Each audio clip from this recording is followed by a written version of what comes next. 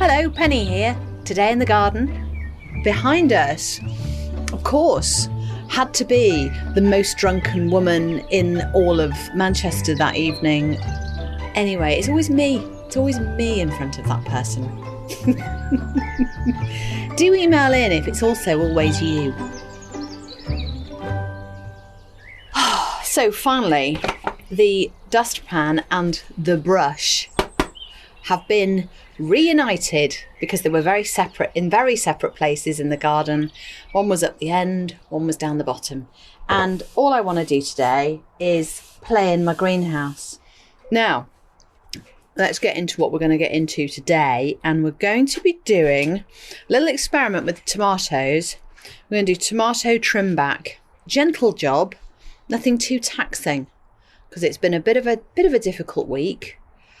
And the word on the street with the tomatoes is to cut them back so they can carry on ripening, because there's lots of fruits on these vines. They feel warm green tomatoes.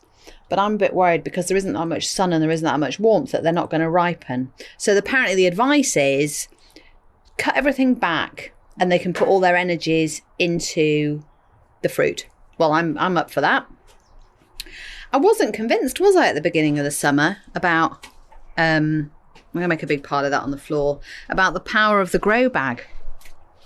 But I was a bit of a doubting Thomas, and I shouldn't have been, because they have done nothing but provide wonderful fruit. I have to really have a good inspection of what's what. See if I'm cutting any fruit off. So it's quite a mixture at the moment. There's quite a bit of confusion going on with the tomato. It's shooting up right up to the top of the glass, and more yellow little flowers are coming off. It thinks it's on a mission. It thinks, oh great, I'll just keep producing fruit at the top here.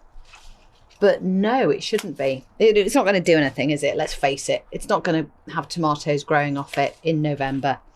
So I'm going to leave the ones with the green fruit on as a kind of hopeful gardening. That's what we do, isn't it? We're just hopeful. Sometimes we think, oh, that's a good theory. I'm going to go for that. And maybe it'll pay off. And it doesn't matter if it doesn't. That's the thing. So why have I had a taxing week? Well, I've been out. We went to Manchester Cathedral, not for anything religious, may I say, but to watch an orchestral homage, a tribute to Daft Punk. And it was evening time. It was 9:30 at night. Very late for me. I'm normally in bed by 10. In city centre Manchester, in a beautiful environment, candlelight orchestral Daft Punk. It was a bit crackers, but it was gorgeous. Absolutely gorgeous. And I had a bit of a weep. I'm not going to lie. I was slightly embarrassed in front of my family by my middle-aged menopausal weeping. And I've got a lot on, you know, and it was moving. So I'm not going to lie. I had a bit of a weep. And now I've got a bit of a conundrum here. I've got 5 very tight, hard tomatoes dangling on what is quite an old crispy stalk. I'm just going to leave them. That's it. If there's any doubt, just leave it out.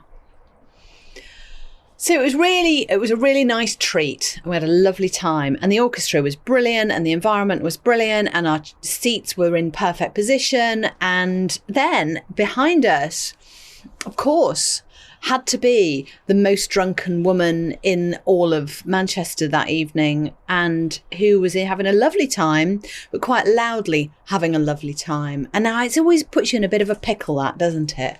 Because you want to tell them to shut up.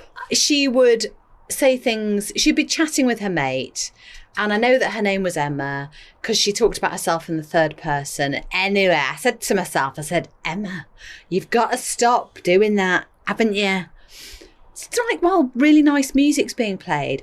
And then the orchestra would come to an end and it would end one track and it would just be about to pick up into the next one, and the audience are really sitting there appreciating the fine music, and she'd pipe up, "Come on, crack on," like telling the orchestra to get on with it.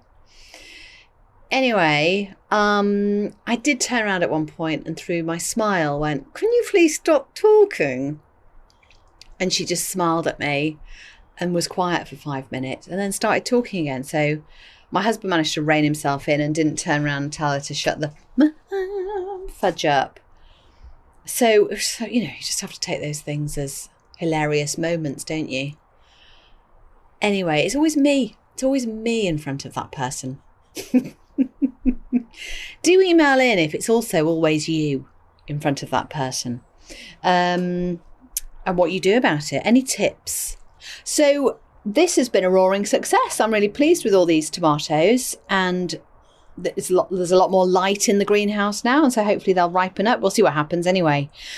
This is a very big contrast to last year's tomato efforts, where we actually ended up in the emergency room with my mum at one point, looking at the problem of growing tomatoes. Didn't get one single sniff of tomato last year, and in fact it's all in the podcast Tomato ER if you want to have a go. And that's just one fallen to the ground. It doesn't bode too well, does it? Oh well, let's have a listen to that and begin to understand the positive journey into tomato success.